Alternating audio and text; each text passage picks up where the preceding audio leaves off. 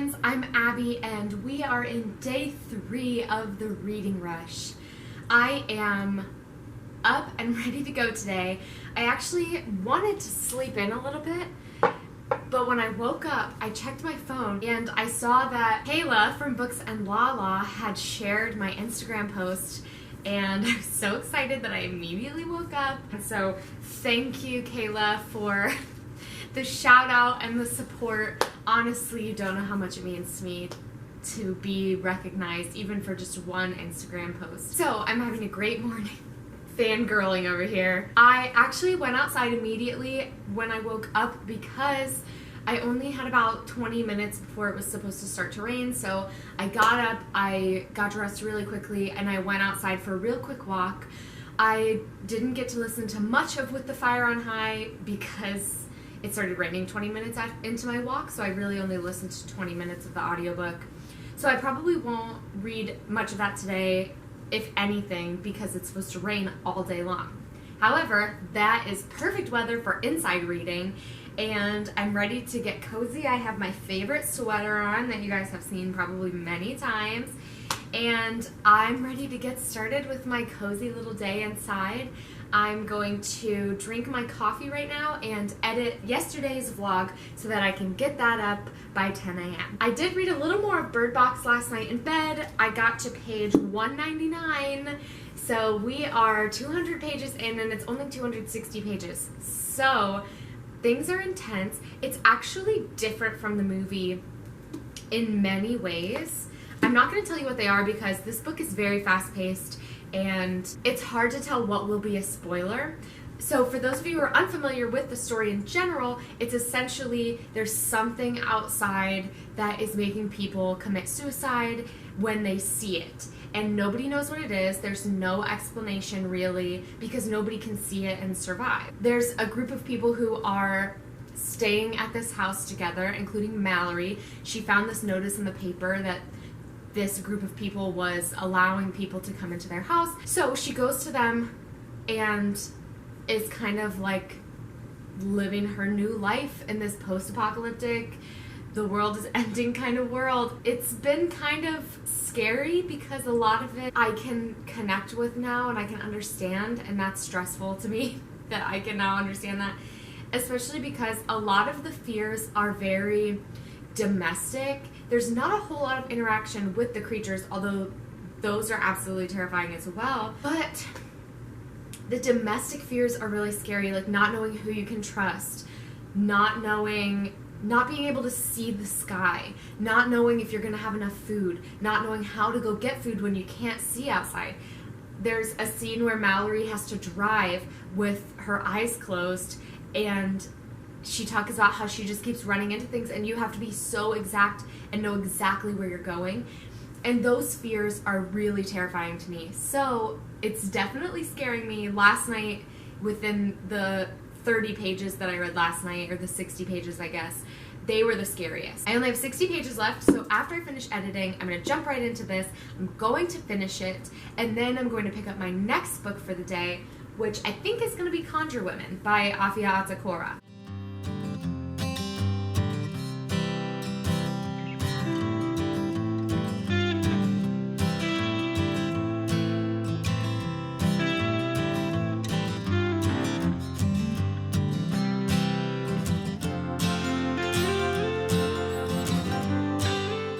My goal was to have my YouTube video edited and uploaded by 10 a.m. and it's 9 a.m. right now and it is 15 minutes away from being uploaded. So I'm ahead of schedule.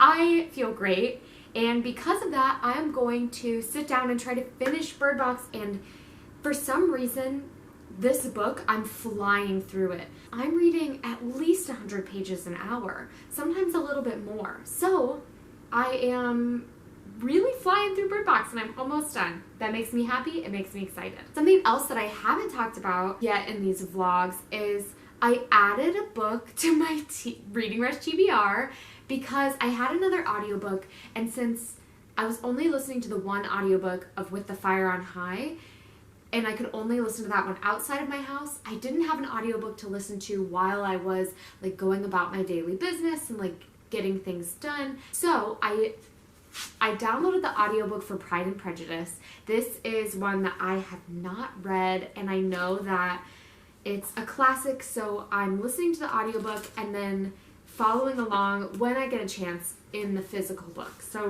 right now I'm on chapter 13, which is 50 pages in this book. But if I can finish that, then I will include it in my reading rush count at the end of the reading rush. If not, then I'll just finish it next week and it won't be a big deal. But I did start it so that I could have something else to listen to while in the house. So I'm going to jump into Bird Box and try to get it done. Okay, I finished Bird Box and I loved it.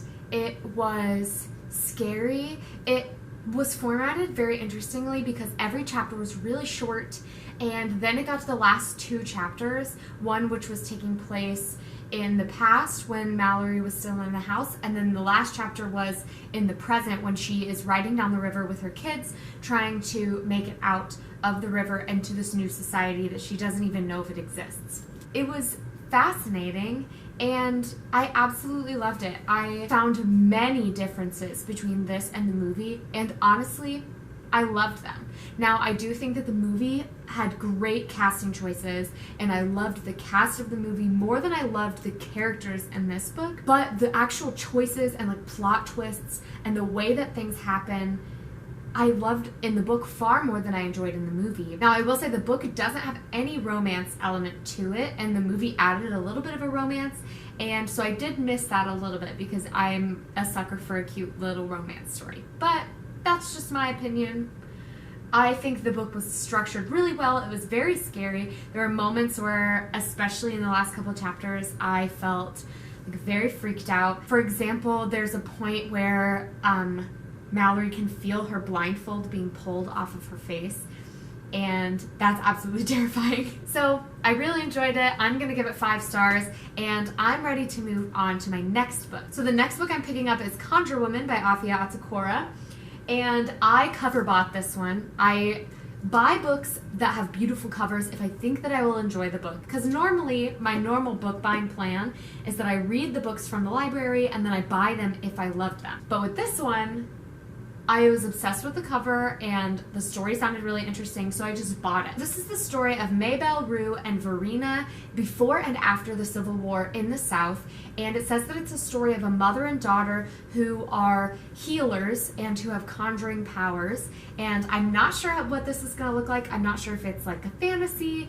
I'm not sure if it's like a historical fiction, but I'm really excited to get into it because the story sounds fascinating. So I am going to maybe go eat a snack and watch Olivia Reads a Latte's Reading Rush and Drinking by My Shelf's Reading Rush Day 2 vlogs, and then I'm going to get right into the book. I also finished Lore Olympus Season 1, and I'm obsessed. Season 2 comes out on August 2nd, and I will be reading it when it comes out online, when it's posted. So, that's that.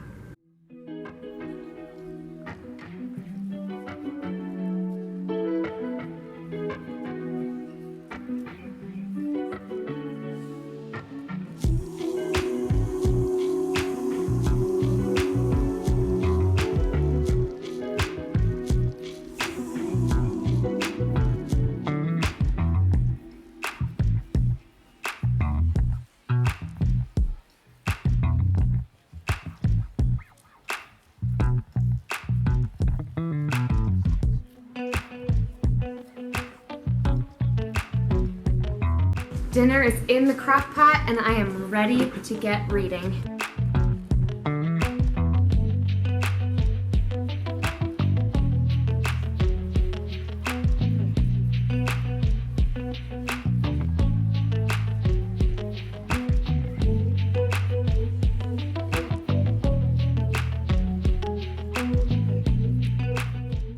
Okay, I have procrastinated pretty efficiently. I did finish 50 pages of Conjure Women, and I'm enjoying it so far. It's a little slow moving. I think that it's just taking me a little bit longer to get into the story than I expected it would, but I am interested to see what happens because As I mentioned in my previous vlog, I don't like to read the synopsis before I read a book because I like to just be surprised. So I don't really know anything about the book. I don't know what's going to happen. It's focusing mainly on Rue right now, and it's being told from her perspective, which I didn't know. I thought it might be a multiple narrative story, but it seems like it's mostly coming from Rue's point of view. And it has 3 different time periods that they are going back and forth between. And it is freedom time, slavery time, and wartime. And so it's kind of going back and forth between different times during the Civil War, or whether it was before or after, and that's really interesting. So I am enjoying it. I procrastinated by watching some YouTube.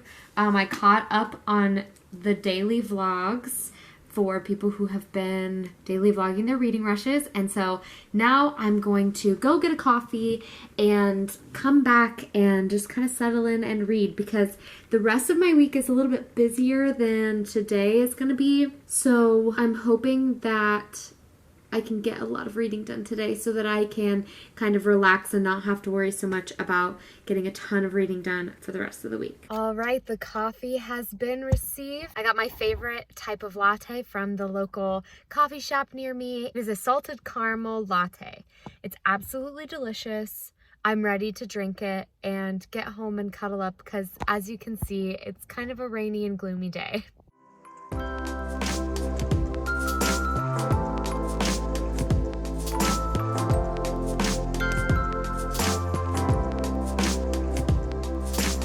Else ever get the sudden realization that you haven't had a single sip of water all day long?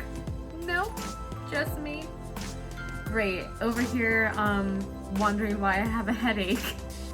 It's probably because I haven't had any water since yesterday at dinner. Abby, get it together.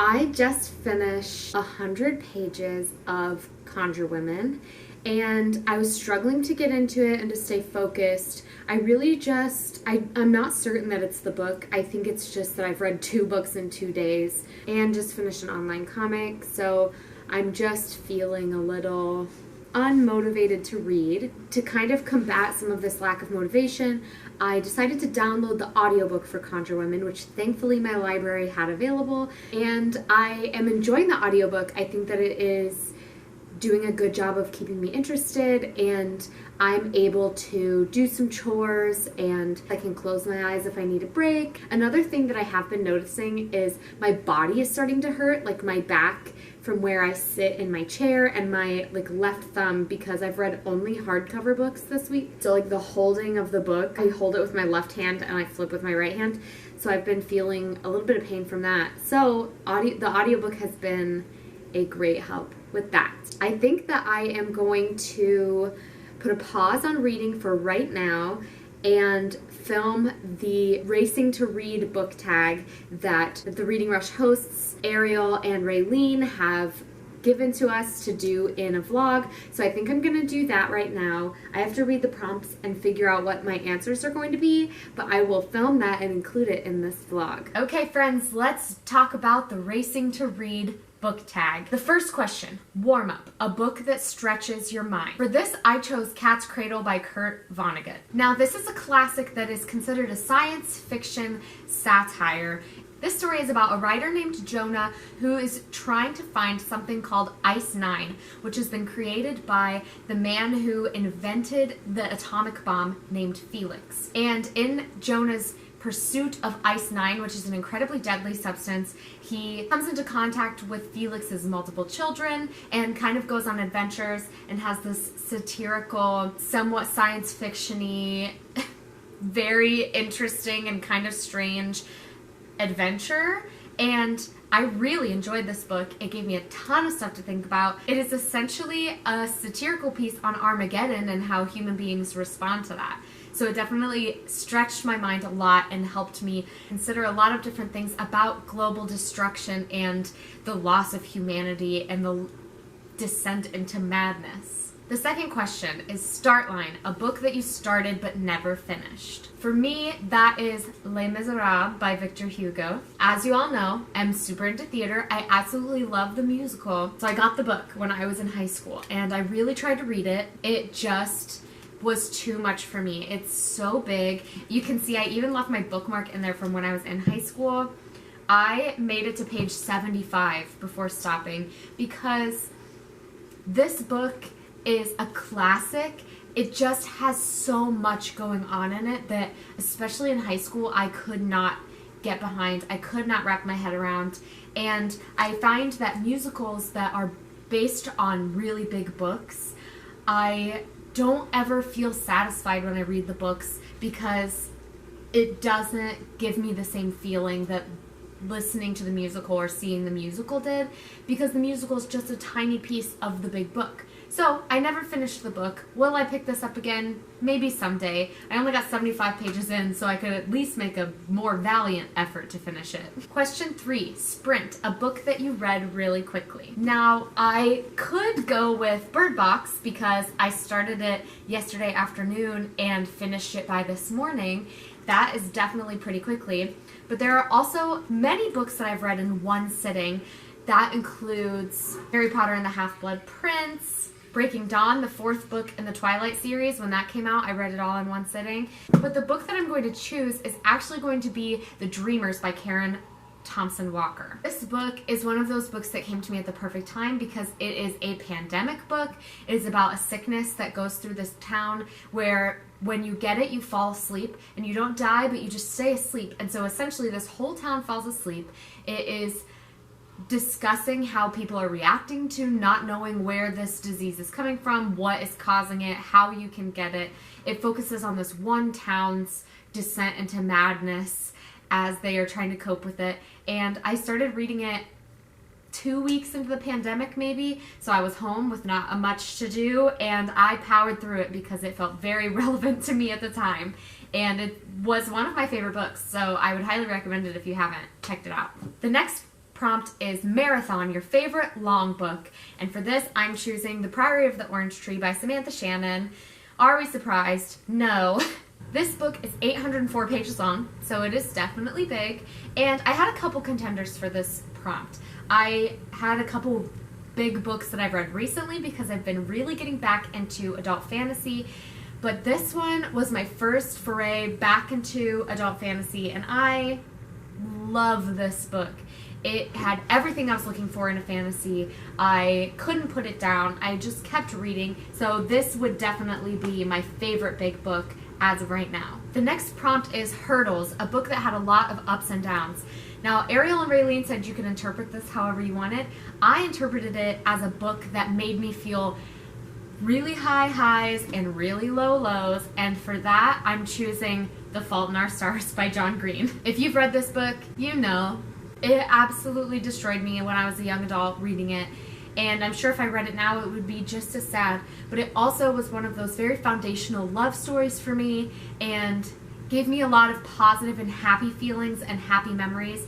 So it definitely has a lot of highs for me and a lot of lows. It is the story of Augustus and Hazel, who meet at a cancer support group because they are both children with cancer, and they have this romance that blossoms, and they are working through all of these tough things together, and it just has a lot of highs and a lot of lows. Next is Finish Line, a book you were proud to finish, and for this I'm going with Anna Karenina by Leo Tolstoy. This book has 964 pages. It was a thick one, and it's a classic, which makes it even harder to get through quickly, and it has been on my radar for a really long time, and I really wanted to get into some Russian authors, which is why I picked it up. I really enjoyed it as a whole, but it did take a lot of time, a lot of effort, a lot of Googling to figure out what exactly was going on because I didn't understand. And I'm very proud that I finished it because it was a thick one. The next prompt is gold medal, best book you've read during a readathon. For that one, I'm going with The Wedding Date by Jasmine Guillory. I read this for Romanceathon in June, and it was beautiful. I can't wait to pick up more of Jasmine's books because I loved these characters. I love her writing. The sexual tension and the passion written in her books is just so good. It was definitely wonderful to read this one because during the Romanceathon, I was reading some other really heavy romances, and this was the perfect light and happy piece that I needed that also added in some societal discussions and topics that I thought were also really important and made the story even that much better for me. Last up is Participation Ribbon, an underrated book that you wish got more attention. And for that, I'm going with Opium and Absinthe by Lydia Kang. This is a wonderful book. It combines 3 very interesting and very different topics, including Dracula, addiction to opioids and heroin and absinthe, the Newsy strike. It combines all of these into a historical fiction that focuses on murder and thrills and mystery, and there's a little romance. It's everything I was looking for in a book, and nobody seems to be talking about it on BookTube. Please read it. I love it, and if you haven't read it yet, please read it. That is all for this Racing to Read book tag. I'm gonna get back to reading Conjure Women because I need to finish another 100 pages before the end of today. All right, I finished another 100 pages of Conjure Women. I went and read the synopsis because I just couldn't figure out where the story was going. The writing is really great. It has like a very passionate prose to it, and it's very descriptive. It helps me feel like I'm there. And essentially what's happening in the book right now is that there is a baby that was born during the free time, so this is kind of in the present time with Rue, and this baby is born, and he's born with like scaly skin and black eyes, and the townspeople believe that this baby is cursed. So they start to kind of turn on each other, especially Rue, who's like a conjure woman, and start to think that something bad is going on in this town. I'm 200 pages in, and there's been like one big twist where I didn't necessarily see it coming, but I read the synopsis because I was not sure necessarily what the story was about and where it was going. I'm still not sure I know, but I think that it's more of a historical fiction about strong women during this time period and the history behind that and how they survived and what they're willing to do to save the people they love. And so now that I'm going at it with that mindset, I think that I will enjoy it a lot more as I keep reading. So this is one instance where reading the synopsis did help me figure out what was going on. So I'm going to get back to reading because Brent won't be home for another hour and a half maybe, and dinner's in a crock pot. So I'm just going to read till he gets here.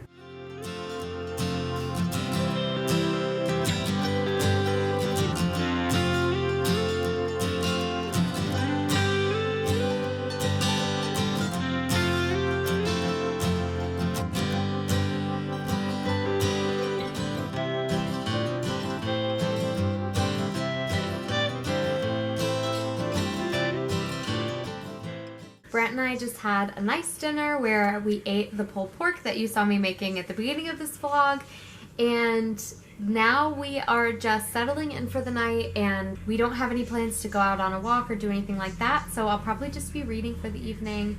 I'm trying to go back, so I put Pride and Prejudice on audiobook while I was doing things throughout the day for the past few days, and I just didn't pay close enough attention, and so I'm going back now and like physically reading it, or I'm at least skimming to make sure that I have the main points before I continue on with the audiobook.